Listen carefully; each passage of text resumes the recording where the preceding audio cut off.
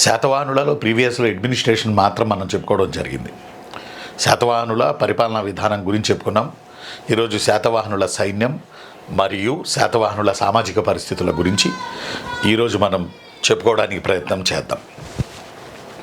శాతవాహనులకు సంబంధించి సైన్యం విషయానికి వస్తే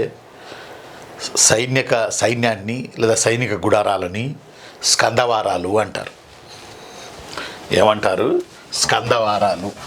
స్కందవారాలు అంటారు.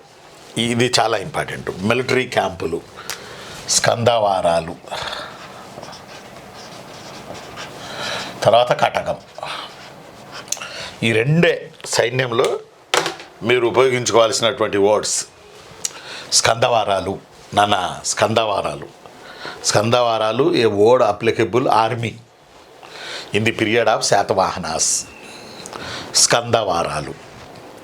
అలానే ఇక్కడ ఇంకో పాయింట్ నేను నా బుక్లో రాశాను.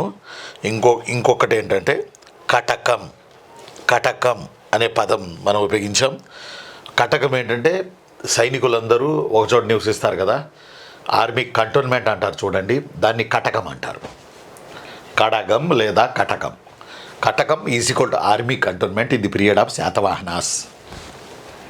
స్కందవారాలు మిలిటరీ క్యాంపులు, యుద్ధానికి వెళ్ళి క్యాంపులు వేసుకుని శత్రు మూకను అంతం చేయడానికి అక్కడక్కడ క్యాంపులు వేసుకుంటారే. ఇప్పుడు మన వాళ్ళు జమ్మూ కాశ్మీర్లో క్యాంపులు వేసి ఉగ్రవాదుల తాట తీస్తున్నారు. తీయాలి కూడా. కాబట్టి ఇలాంటి వాటిని స్కందవారాలు అంటారు. మిలిటరీ క్యాంపులు ఇంగ్లీష్లో అయితే, సైనిక గుడారాలు తెలుగులో అయితే.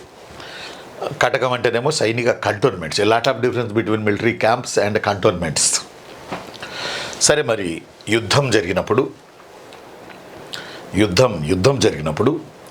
యుద్ధంలో మనకి ముందుగా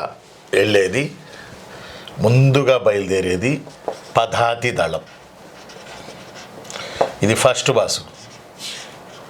పదాతి దళం తర్వాత అశ్విక దళం.